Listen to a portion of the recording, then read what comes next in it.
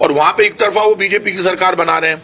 तो आखिर ऐसा क्या हुआ मध्य प्रदेश में? ऐसा हमारे यहाँ पे जो माहौल बीजेपी ने बनाया ध्रुवीकरण का, कि हिंदुओं को डराया कि आप खतरे में हो, मुसलमान घर में घुस जाएंगे। 5 साल में तो कोई किसी के घर में घुसा नहीं, कानून व्यवस्था अच्छी थी, कोई सांप्रदायिक दंगा नहीं हुआ। जयपुर में बीजेपी के राज में 48 दंगे हुए, हम समझा के थक गए।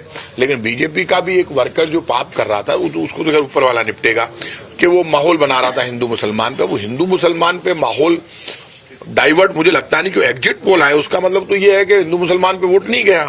फिर तो हमारी योजनाएं काम कर गई, हमारी योजनाएं काम कर गई अशोक गहलोत की, तो फिर तो कांग्रेस की सरकार बनेगी, ये तो तय है। वोटिंग के बाद एक निराशा का माहौल कांग्रेसियों में था कि ध्रुवीकरण हुआ है तो ऐसा होगा, पोखरण तिजारा की वोटिंग को देखा जा रहा था। का माहौल इसलिए था कि हमारा वोटर ये बात भूल जाता है, एक वोटर पहले से डिसाइड करके आता है वोट को।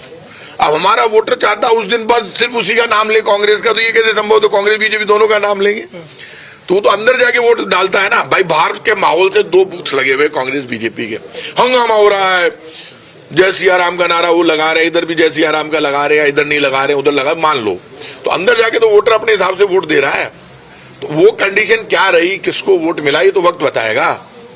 आपके विधानसभा क्षेत्र को भी कई कयास लगाए जा रहे थे सर, अब एग्जिट पोल के बाद काफी कुछ एक उत्साह कार्यकर्ताओं में भी। नो डाउट, देखिए अब चाहे मेरा विधानसभा क्षेत्र हो चाहे कोई सा भी विधानसभा, जब तक पेटी नहीं खुलेगी सब वैसे ही रहेगा। तो मेरा विधानसभा क्षेत्र है, मेरे विधानसभा क्षेत्र में पहले मैंने कहा था कि हम 40,000 से ज्यादा वोटों से जीतेंगे, हमारी कंडीशन अच्छी, हम हमारे काम के आधार पर कह रहे थे। और आज भी वोट का यदि आप मानकर चलिए, बीजेपी बहुत चिल्ला रही है, माथा फोड़ी, यदि वोटर ने काम पर वोट दिया तो फिर वही रिजल्ट आएगा 40,000 से ऊपर। तो वर्किंग तो बंद नहीं हुई ना उस दिन, वर्किंग तो हो चुकी थी।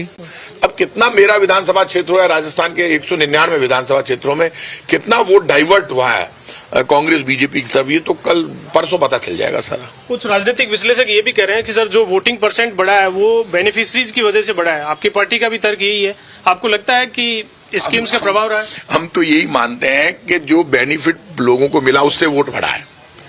अब वो पेटी खुलेगी तब पता चलेगा हमें फायदा हुआ है या बीजेपी को। बताओ मैं क्या करूं इसमें, आप बताइए।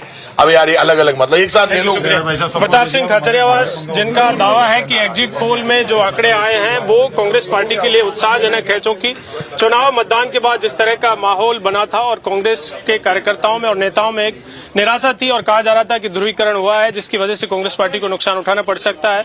लेकिन नतीजे 3 दिसंबर को आएंगे और 3 दिसंबर के मतगणना के बाद ही पूरी स्थिति स्पष्ट होगी। वीडियो जर्नलिस्ट विजयनाथ मिश्रा के साथ दिनेश कसाना, समाचार प्लस, जयपुर।